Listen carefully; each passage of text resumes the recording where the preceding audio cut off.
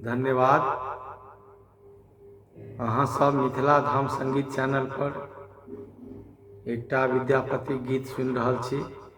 जँ नीक लागे तऽ कृपया एकरा सब्सक्राइब करबै, लाइक करबै आ शेयर करबै। धन्यवाद। बड़ सुख सार पाओला तू तीरे, पाओला तू तीरे, छोराई तनी काट नयन बाहनी रे, छोराई तनी काट नयन बाहनी रे। की करब जप तप जोग ध्याने, जोग ध्याने, जन्म कृतारथ एकहि सनाने, जन्म कृतारथ एकहि सनाने, एका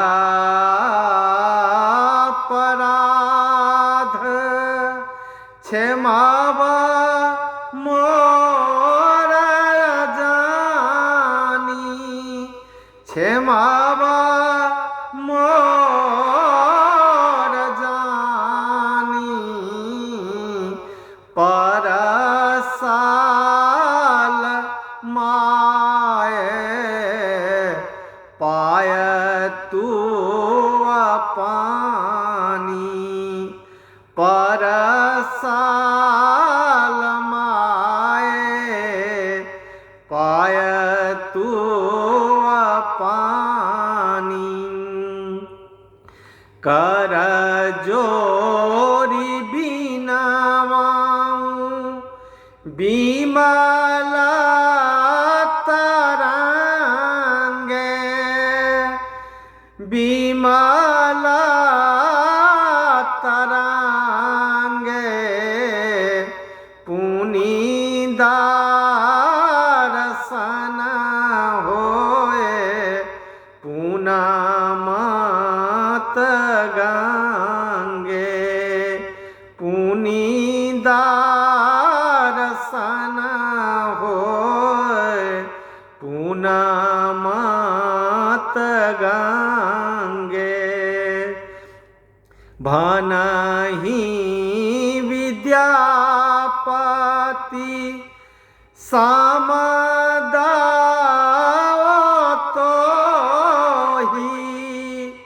समदावतोहि,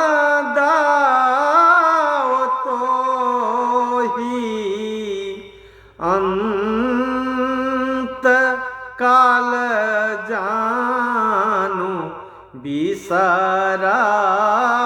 मोहि, अंत काल जानू बिसराहु मोहि। बड़ सुख सार पाओला तू तीरे, पाओला तू तीरे, छोराई तनी काट नयन बाहनी रे, छोराई निकट नयन बहनी।